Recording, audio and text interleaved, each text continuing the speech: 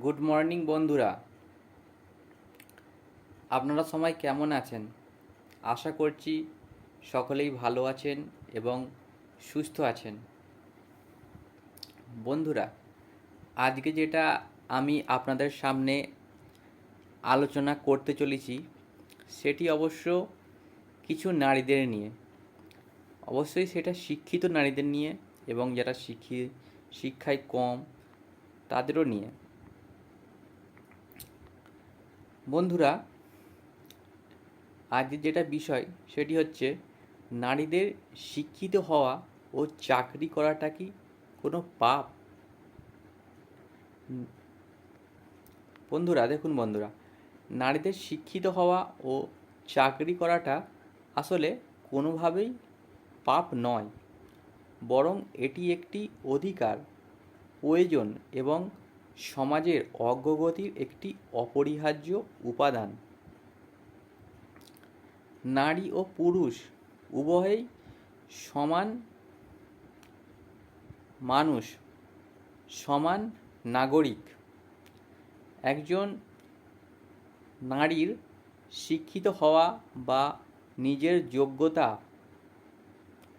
যোগ্যতায় উপার্জন করা তার মানবিক ও সাংবিধানিক অধিকার আছে। এতে কোনো লজ্জা নেই, বরং গর্ব আছে। অনেকে বলেন, নারী বাইরে গিয়ে কাজ করবে কেন, বা মেয়েদের চাকরি করা পাপ। অনেকের মতে বাড়ির বউ বা মেয়েরা ঘরের বাইরে গিয়ে চাকরি করে মানে ওই সকল নারী দুশ্চরিত্রা। তারা নাকি বাইরে গিয়ে কাজ করার নামে শুধু কুকর্ম করতে থাকে। তারা সকল কর্মজীবী নারীদেরকে কিছু দুশ্চরিত্রা নারীদের সঙ্গে তুলনা করতে থাকে, কারণ তাদের মাইন্ডসেটটাই জঘন্য প্রকৃতির, মানে মানসিকতাটাই একটি খারাপ দিকের।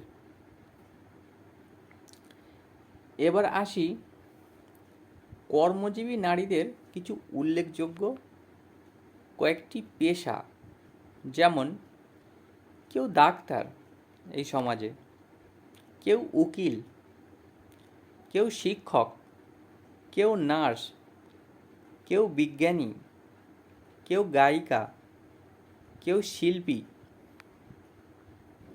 কেউ বা আবার অভিনেত্রী, আবার কেউ শ্রমজীবী, যেমন কেউ কোনো শিল্পাঞ্চলে প্রাইভেট কোম্পানিতে কাজ করে, কেউ বা কারো বাড়িতে গিয়ে সার্ভেন্ট ও ফিজিওথেরাপির কাজ করে থাকে। এবং বর্তমানেই অনেক মহিলা শপিং মল, রেস্টুরেন্ট, ক্লিনিক এ কাজ করে। আবার কেউ বাজারে বা পাড়ায় পাড়ায় মাছ ও সবজি ও ফল বিক্রয় করে থাকেন। তাহলে কি ওই সকল নারীরাই কি খারাপ? অথচ বাস্তবে কোনো ধর্মই কিন্তু নারীদের শিক্ষা বা কর্মজীবন থেকে বিরত রাখে না। অনেক ধর্মগ্রন্থেই নারীদের সম্মান, শিক্ষা ও যোগ্যতা অনুযায়ী জীবনযাপনের নির্দেশ আছে। একজন নারী যদি শিক্ষিত হন ও উপার্জন করতে পারেন, তাহলে তিনি নিজের সিদ্ধান্ত নিজেই নিতে পারেন, পরিবারের বোঝা না হয়ে সহায়ক হয়ে ওঠেন, বিপদে স্বামী ও পরিবারের পাশে দাঁড়িয়ে থাকতে পারেন। একজন নারীর চাকরি মানে শুধুই তার একার উন্নতি নয়, পরিবারের অর্থনৈতিক স্থিতি উন্নয়ন ও করে থাকেন। দেশের অর্থনীতিতে নারীদের অবদান উন্মোচন করে থাকেন। শিশুর শিক্ষা ও পুষ্টির মান আরও উন্নয়ন করে থাকেন এবং সমাজে নারীর মর্যাদা বৃদ্ধি করে থাকেন। বিশ্বব্যাপী গবেষণায় দেখা গেছে যে যেসব দেশগুলোতে নারী শিক্ষা ও নারীর কর্মসংস্থান বেশি, সেখানে দারিদ্রতার হার ও নির্যাতনের হার অনেকটাই কম। কাজ করা মানে শুধু অফিসে কাজ নয়। অনেকে ভাবেন চাকরি মানেই বাইরে যাওয়া, যা নাকি অভদ্রতা, অসভ্যপনা। আসলে একজন নারী স্কুলে পড়াতে পারেন, অনলাইনে কাজ করাতে পারেন, হোম বিজনেস করতে পারেন, নার্স, চিকিৎসক, প্রকাশক হিসেবেও কাজ করতে পারেন। যে কোনো সম্মানজনক পেশা নারী গ্রহণ করতে পারেন, নৈতিকতা অবশ্য বজায় রেখে। যারা নারীদের আটকায় তারা আসলে কুসংস্কার বন্দী। অনেক সময় পুরুষতান্ত্রিক মানসিকতা, কুসংস্কার, ভুল ধর্মীয় ব্যাখ্যা দিয়ে নারীদের দমন করা হয়। এটি একটি সভ্য সমাজের জন্য কিন্তু হুমকি বন্ধুরা।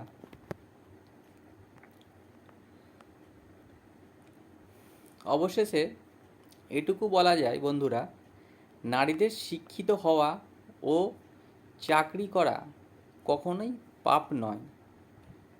এটি একটি তার অধিকার, মর্যাদা ও আত্মমর্যাদার বিষয়।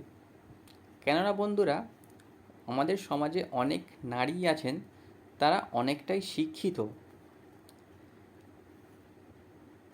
কেউ গ্র্যাজুয়েশন করেছেন, কেউ এমএ করেছেন, কেউ বিএড করেছেন, কেউ ডিএলএড করেছেন, ইত্যাদি ইত্যাদি।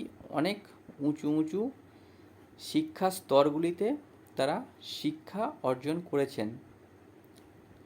তবে এই সকল শিক্ষা অর্জন করে তারা কি ঘরে চুপচাপ বসে থাকবেন? ঘরে কি তারা সারা জীবন ওই কড়া খুন্তিই নাড়বেন? না বন্ধুরা, এটা হতে পারে না।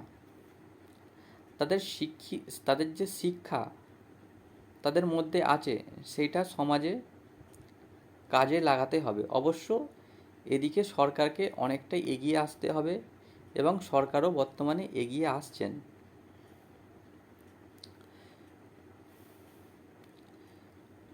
একজন শিক্ষিত ও কর্মজীবী নারী মানেই একটি আলোকিত সমাজ, আত্মনির্ভর পরিবার এবং প্রগতিশীল দেশ। অবশেষে আমরা একটা কথা বলার আছে,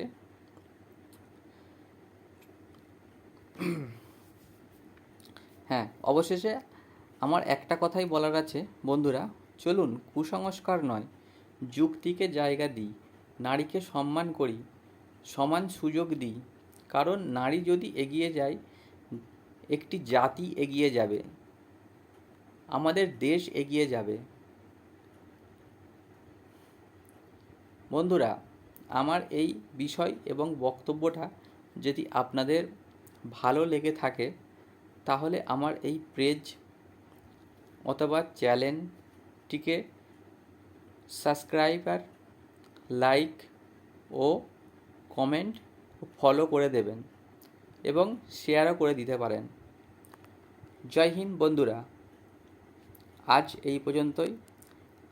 আবার কোনো সময় পেলে অবশ্যই আপনাদের জন্যে কোনো নতুন বিষয়বস্তু নিয়ে অবশ্যই আলোচনা করব।